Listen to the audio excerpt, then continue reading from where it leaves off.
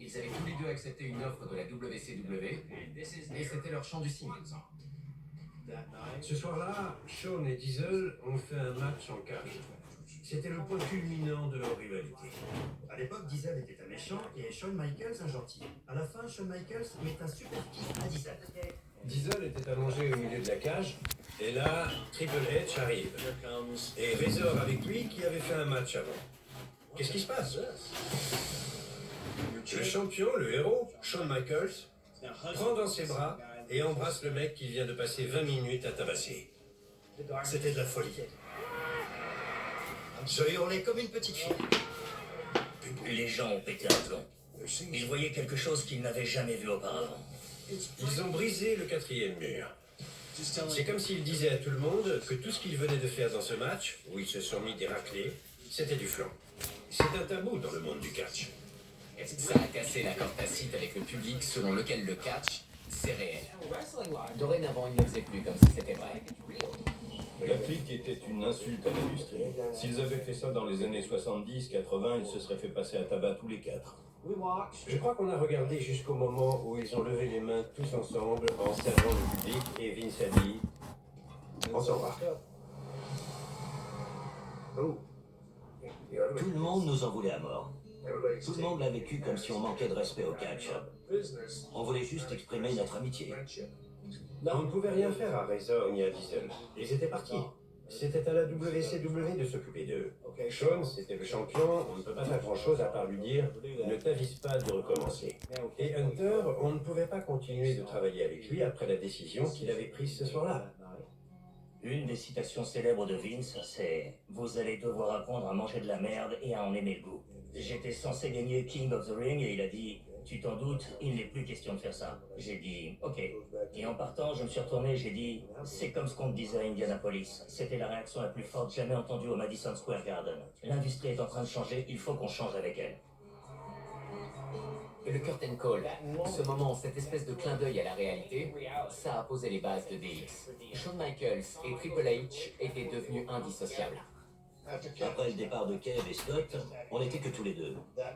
Ce lien qui était déjà fort entre nous est devenu encore plus fort. Et je pense que Hunter a vraiment commencé à comprendre que j'allais devenir beaucoup plus dépendant de lui.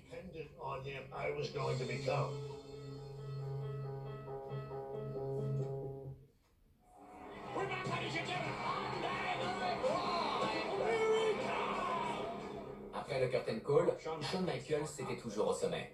Mais pour Triple H, c'était retour à la case départ.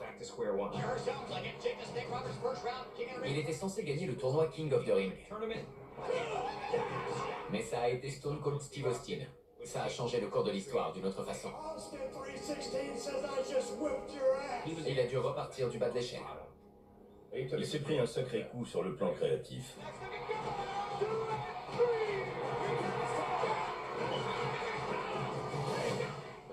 Le but, c'était de punir Triple H. Il a perdu de l'argent parce qu'il était descendu dans la hiérarchie. Il n'était pas aussi adoré qu'il l'avait été. Et je lui ai dit, il faut que tu laisses l'eau couler sous les ponts. Il faut que tu tournes la page. Peut-être que tu devrais te réinventer un peu.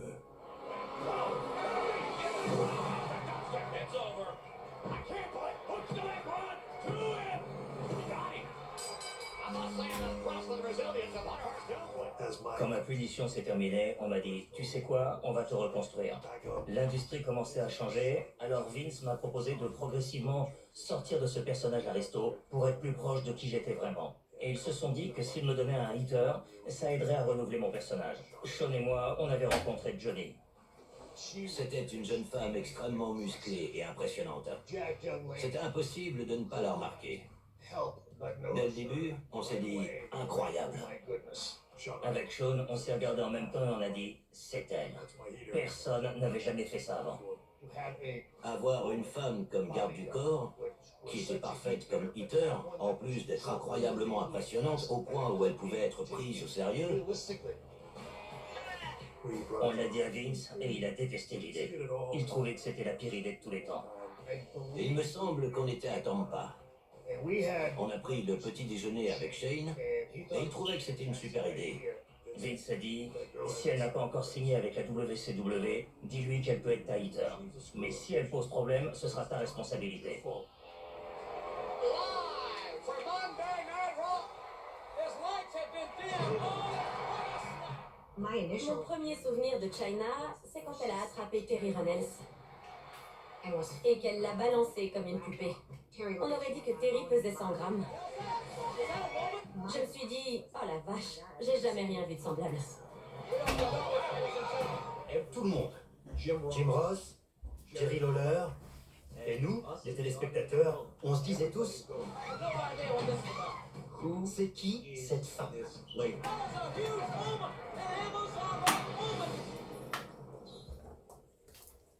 Regardez comme elle est petite. Ce sont les photos de quand elle venait de naître. C'est difficile à croire que cette petite chose de 3 kilos allait grandir jusqu'à devenir la 9e merveille du monde. C'est complètement fou.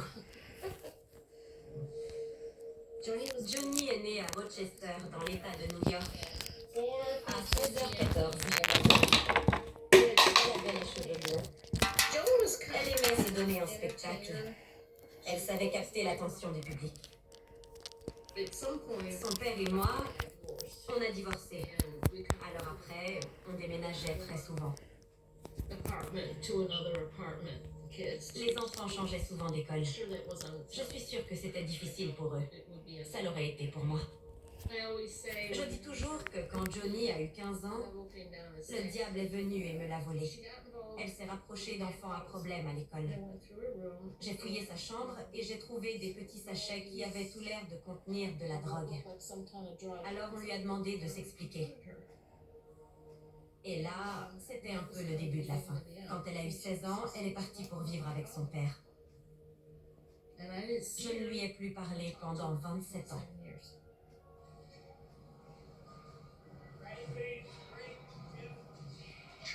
Chyna a complètement changé l'image de ce qu'une femme était censée être dans le monde du sport-divertissement.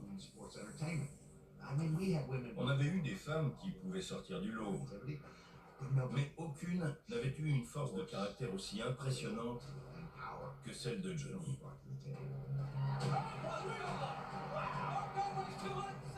Qu'une femme soit la garde du corps d'un homme, on n'arrive pas toujours à mettre le doigt sur ce qui est différent. Mais quand on voit quelque chose de tout nouveau, on le sait. Et c'est ce que Chyna était. You might be the world's most dangerous man, but I'm bringing something with me even deadlier than that. The world's most dangerous woman. L'émergence de Chyna, c'était du jamais vu. C'est le genre de choses qu'on attend en tant que fan. Après le départ de Hall et Nash, les affaires ne marchaient pas très bien. Il y avait beaucoup moins de public, on était dans des salles plus petites, la WWE n'était pas sur la bonne voie. À cette époque, ça ne se passait pas bien pour Shawn. Il était en chute libre. Les affaires n'allaient pas bien. Plein de gens taclaient Shawn et disaient qu'il ne faisait pas un bon champion. Il ne tenait pas sous la pression. Je voyais qu'il craquait. Shawn est venu plusieurs fois dans un état second. Il avait des sauts d'humeur très violentes.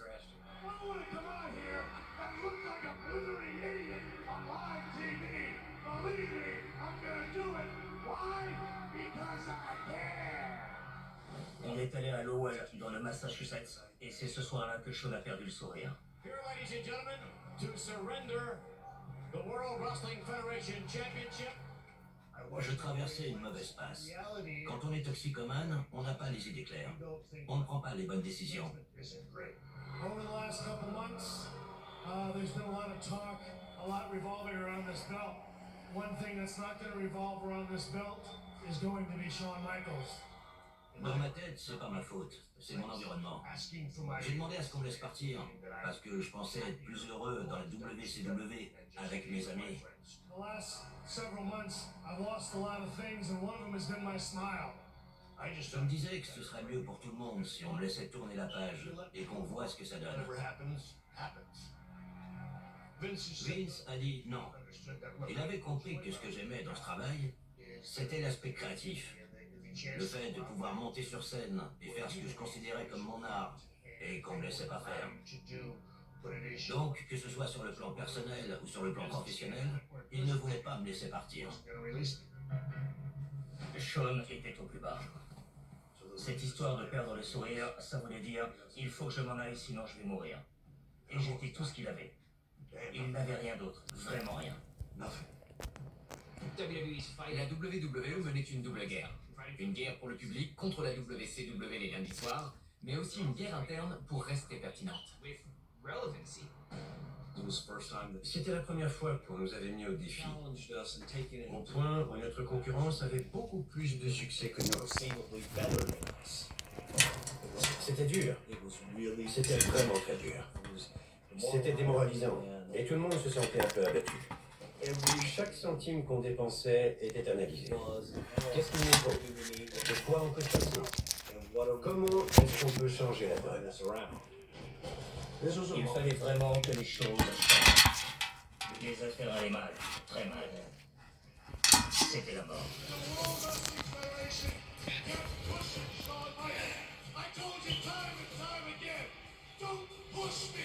À ce moment-là, il était gris, très remonté.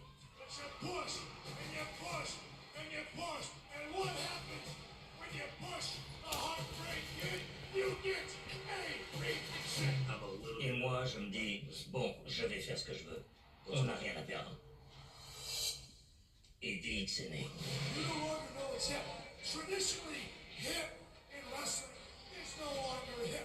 Vince disait toujours que Shawn Michaels lui rappelait comment il était plus jeune, provocateur, impertinent. Vince allait donner le feu vert à tout ce que Shawn voulait faire, dans les limites de la raison. Shawn était à l'origine de DX. Ça répondait à un besoin que j'avais, en plus de mon amitié avec Hunter. Et on avait Johnny avec nous. Ça reflétait ce qu'on voyait dans la culture, cette atmosphère rebelle qu'il y avait à l'époque. D-Generation X, c'était la contre-culture, le groupe contestataire. Et pour assurer la survie de la société, DX était une sorte de mal nécessaire.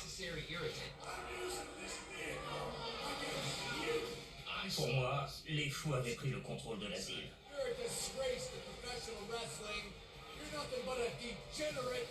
Tous les projecteurs allaient être sur eux. Et ils humiliaient tous les autres pour leur propre amusement. On disait tout ce qu'on voulait. On dépassait les bornes tout le temps.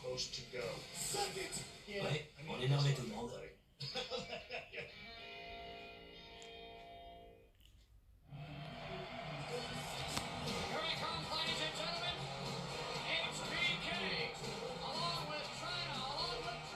Pour plein de gens, quand ils pensent aux années 95 à 97, ils disent « c'était la meilleure époque du HBK.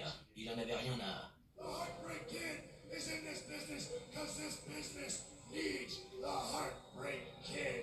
J'avais peur de rien. Je m'en fichais de ma santé. Je m'en fichais de l'argent. Je m'en fichais de tout. Et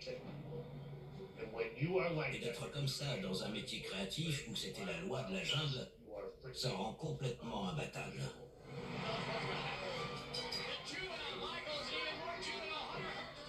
Toute ma carrière, on m'a dit, tu n'as pas assez vécu pour avoir une vraie haine en toi. Quand tu auras appris la haine, tu te feras une fortune dans cette industrie. Cette colère, cette haine en toi va se mettre à brûler et tu pourras t'en servir sur le ring.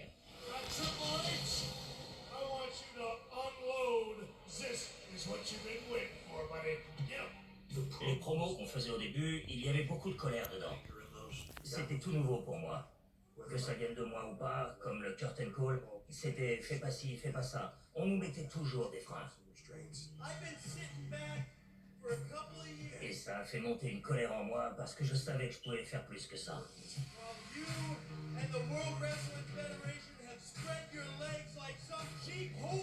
Si vous regardez la promo où il crie sur Vince, quand il a enfin pu se défouler sur lui, c'était réel. Je me souviens très bien quand on a tourné cette promo. J'ai vu le regard de Vince changer quand j'ai dit ça. Et je me suis dit, je crois que je viens de dépasser les bornes.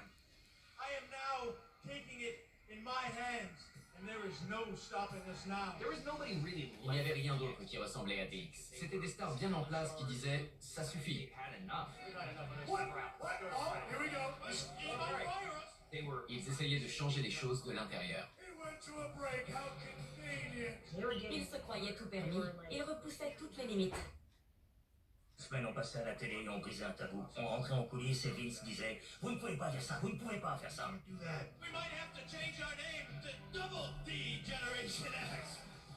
Je me souviens que moi et les autres, chaque semaine, on regardait l'écran et on se regardait en disant ils ont le droit de dire ça. Je crois pas qu'on ait le droit de dire ça. Ils disent tout ce qu'ils veulent.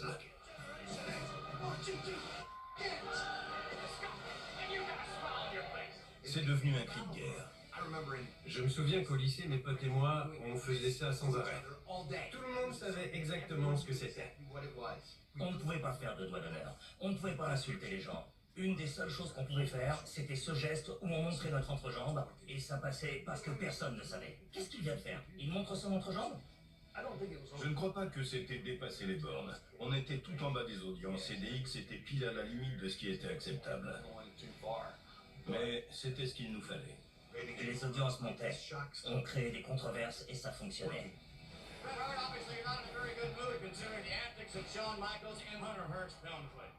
Il y avait le côté de Brett qui se plaignait de ce qu'on faisait à la télé et qui pensait qu'on manquait de respect au catch. Mais franchement, on s'en foutait. Bret Hart avait une dent contre DX. Pour moi, c'est Bret Hart qui a le mérite d'avoir trouvé le nom DX. Parce que c'est lui qui a dit dans une promo, vous savez ce que vous êtes? Des dégénérés. Et là, je me souviens que j'étais avec Vince et il a dit, oui, exactement, c'est des dégénérés. Ils sont D-Generation X et DX est né.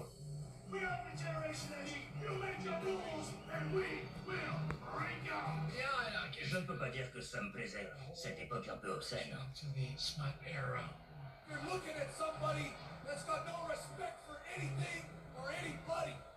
Ils étaient très problématiques. Ils ne s'entendaient avec personne d'autre. DX attirait les audiences, ils étaient très rentables. Mais il fallait tolérer le bon comme le mauvais avec eux. La plupart des gars en coulisses trouvaient que c'était dégoûtant. Il ne se passait pas une journée sans que je doive discuter avec quelqu'un de l'image qu'avait DX. Ils ne se mélangeaient pas avec les autres catcheurs. Ils allaient au restaurant ensemble, ils allaient à la salle de gym ensemble, ils restaient entre eux. Ils n'avaient pas d'entourage. Ils étaient juste comme un ménage à trois. Oui, c'est devenu une petite famille. On était deux abrutis en tournée et Johnny a tout de suite changé notre dynamique. Le rôle de China à la télé, c'était d'être notre garde du corps ou notre babysitter.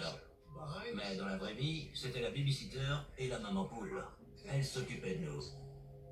J'étais pas toujours en grande forme et tout le monde voyait Hunter dans ce rôle-là. Mais ce qu'il ne voyait pas, c'est qu'elle m'attendait à la voiture ou à l'hôtel, en retrait, mais jamais très loin. Quand Sean était au fond du trou, elle était là pour l'aider à se relever et à rester positif. Moi, je n'y arrivais pas. Je pouvais juste faire en sorte qu'il ne se tue pas. On est devenu une famille.